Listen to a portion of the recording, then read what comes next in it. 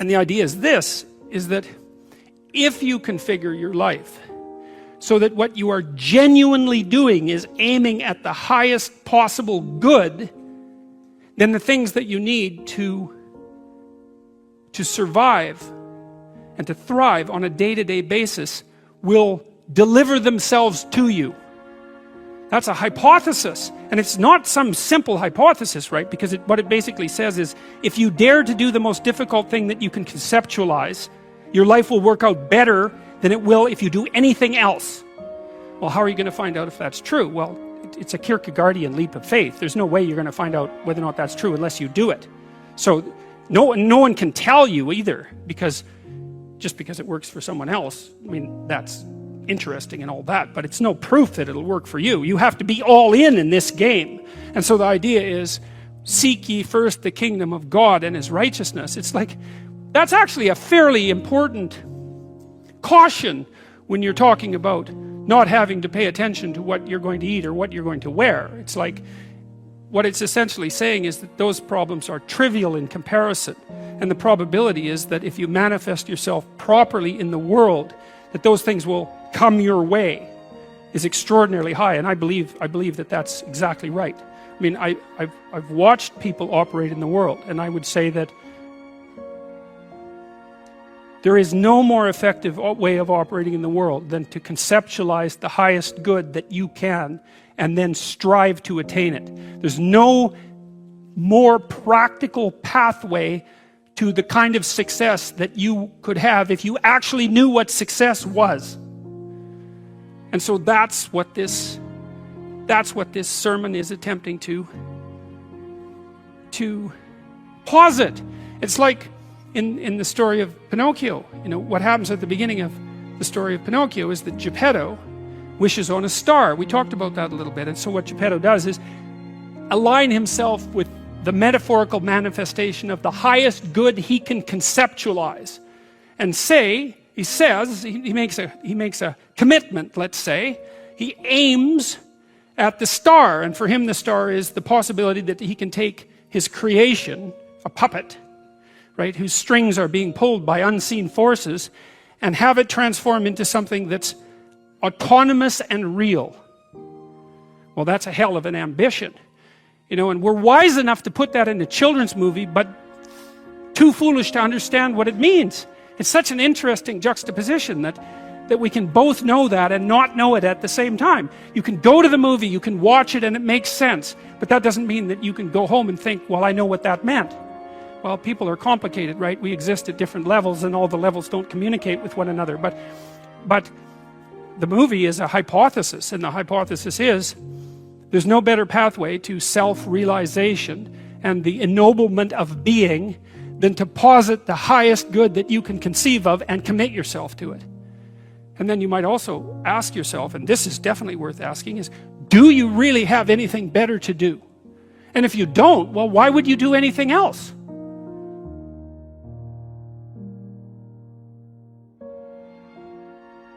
It's really fun to look at these old pictures once you kind of know what they mean.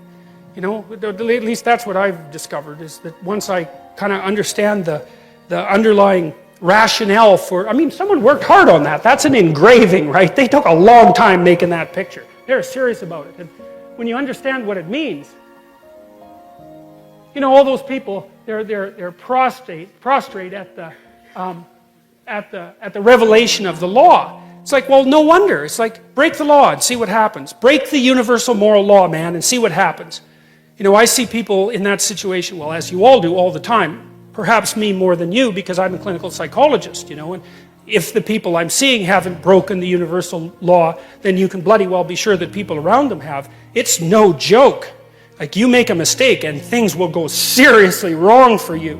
And so it's no wonder that you'd be terrified at the revelation of the structure that governs our being. One of the things that's so remarkable about the Old Testament, this is another thing Nietzsche commented on. He was a real admirer of the Old Testament, not so much of the New Testament. He thought it was a sin for Europe to have glued the New Testament onto the Old Testament, because he thought the Old Testament was a really accurate representation of the phenomenology of being. It's like, stay awake, speak properly, be honest, or watch the hell out. because things will come your way that you just do not want to see at all. And it might not just be you, it might be everyone you know and everything about your culture that is demolished for generation after generation. It's like, stay awake and be careful. And I think that people only don't believe that when they're being hubristic.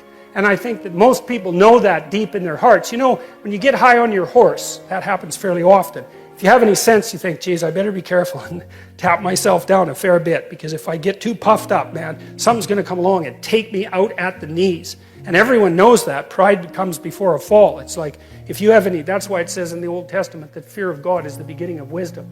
It's like, I've never, in all my years as a clinical psychologist, and this is something that really does terrify me, I have never seen anyone ever get away with anything at all, even once. You know, there's that old idea that God has a book, you know, and keeps track of everything in heaven. It's like, okay, you know, maybe it's not a book. Fine. But that is a really useful thing to think about, because, well, and maybe you disagree. Maybe you think people get away with things all the time. I tell you, I've never seen it. What I see instead is that thing happens, right? Someone twists the fabric of reality. And they do it successfully because it doesn't snap back at them that moment. And then like 2 years later, something unravels. And they get walloped and they think, oh my God, that's so unfair. And then we track it. It's like, well, what happened before that? This. Well, and then what? This. And then what? This. And then what? Oh, this. Oh, that's where it went wrong. It's, yeah, because you can't twist the fabric of reality without having it snap back. It doesn't work that way, and why would it? Because what are you going to do? Twist the fabric of reality? I don't think so. I think it's bigger than you. You know, and I think that one of the things that really tempts people is the idea that, well, I can get away with it. It's like, yeah, you try. You see how well that works. It's like you get away with nothing. And that is the beginning of wisdom. And it's something that deeply terrifies me. And, you know, ever since last September, when I came to more like broader public attention, one of the things, I've been terrified of making a mistake, because I certainly know I'm more than capable of making a mistake. And thank God so far, either I haven't made one or no one's found out about it. So, but it's like, you know, we walk on a very thin and narrow edge. And we're very lucky when things aren't degenerating into chaos around us or rapidly moving to far too much order. And it's not an easy thing to stay on that line. And you can tell when you're on that line, because the things are deeply meaningful and engaging when you're on that line. But if you're not existentially terrified about the consequences of wavering off that, then you are truly not awake.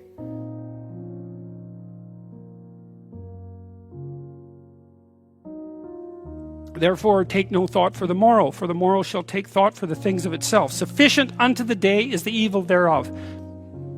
I spent a long time trying to figure out what that meant too, because it's another one of those lines that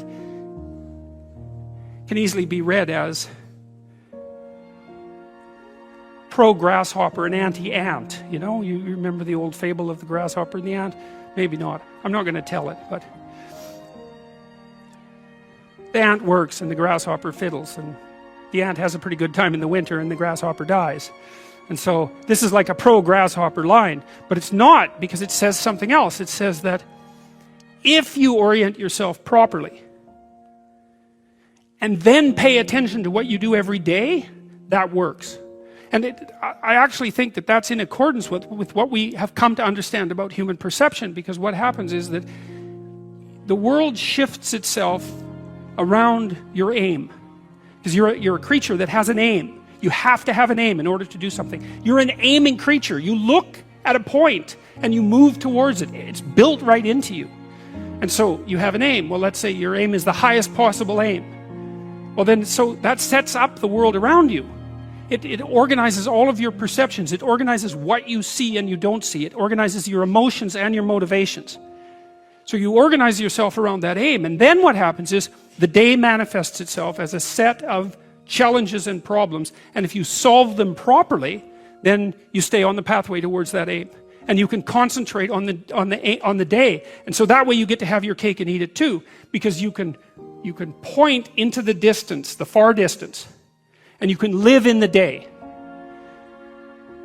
And it seems to me that That makes every moment of the day supercharged with meaning. That's how, because if everything that you're doing every day is related to the highest possible aim that you can conceptualize, well, that's the very definition of the meaning that would sustain you in your life.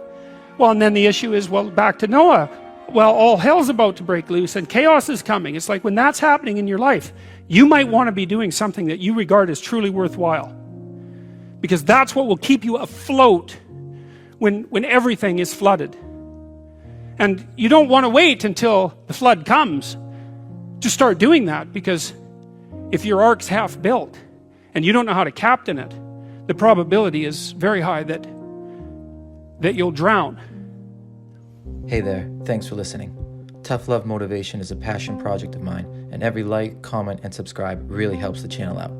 If you enjoyed this video or get something from it, please consider smashing that like button or even give a subscribe. I'd really appreciate it. Thanks.